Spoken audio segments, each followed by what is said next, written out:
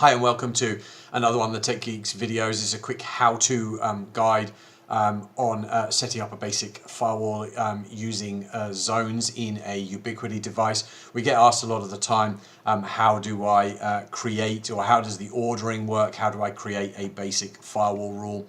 So Ubiquiti have based this on zones. Zones are a collection of interfaces. I'm just going to show you a very quick how to set up a firewall rule on a VPN.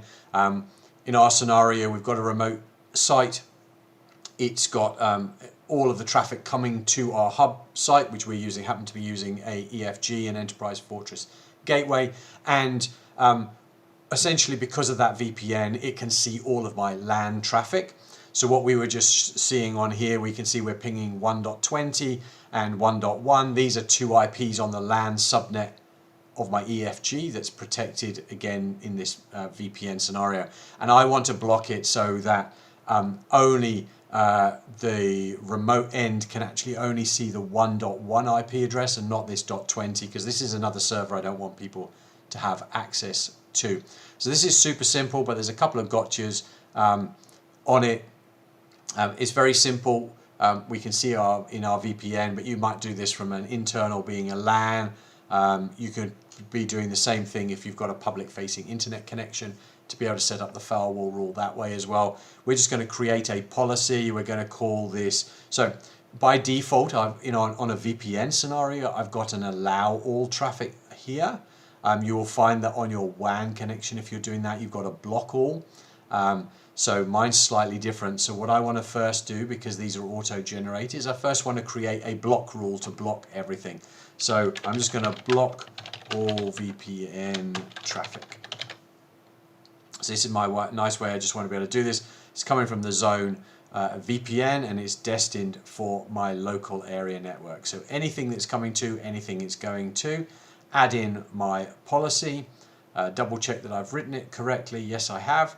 So if I just go back to my test computer, my test computer is at the end of this VPN. So it takes probably about 30 seconds for all the rules to be rebuilt and the Ubiquiti device to actually update itself. It looks like it's pretty much there. So we can see our block rule, very simple, is already in place and actually functioning. Now I want to add an allow rule that only allows traffic to the .1. Now you can rewrite these as groups of IPs. You can write this as subnets. It's up to you. I'm just going to do this as a single IP. So I'm now going to create a new policy. So I'm going to allow VPN to 10.0.1.1. So I'm going to, again, come from VPN. I don't mind where it comes from. I'm interested in my destination.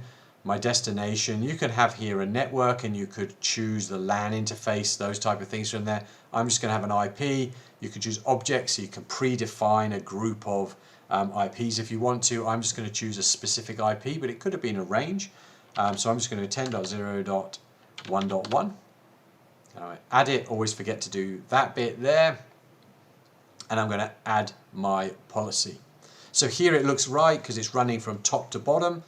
So it looks like it should apply my rule first, which is an allow, and then block all the rest of the traffic. So let's just head on back over to here, give it about 30 seconds to update. Now this might be the position that you've got it to, and you're going, well, it's not working.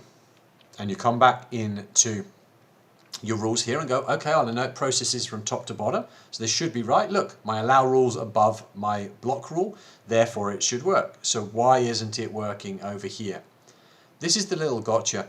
This doesn't always give a true representation of the sort order that everything is happening. What you need to do is go to the actual zone that you have the policies in. So my instance here is my VPN.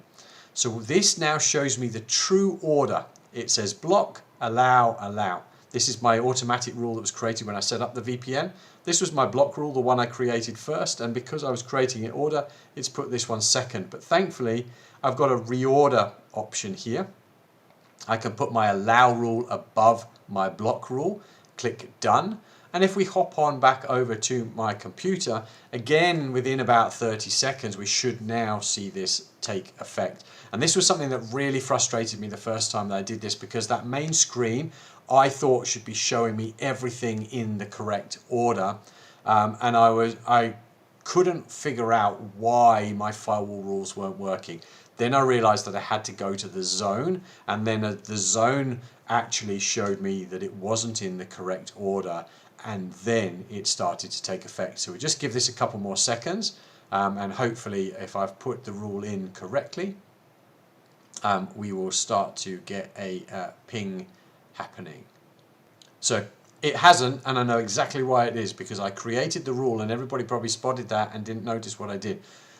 I've done my allow rule here, but in here I didn't actually choose allow, I left it as block, and I seem to do that all of the time. Just the one tick box I forget to actually do.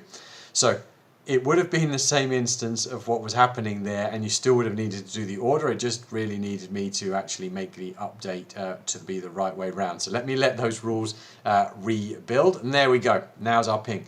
So we would have had a block because the rules weren't the right way around.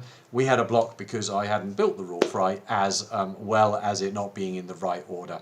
So hopefully that gives you a quick way of doing this, but remembering, go to the zone, because when you go to all policies, what you see here is not necessarily the actual order everything is in. So go into your zone, that will show you your order, and you can realign them. The same as you can go to internal or anywhere else you've created them, and your custom, the ones that you've created, the custom ones, you'll be able to redo that. So hopefully that's useful.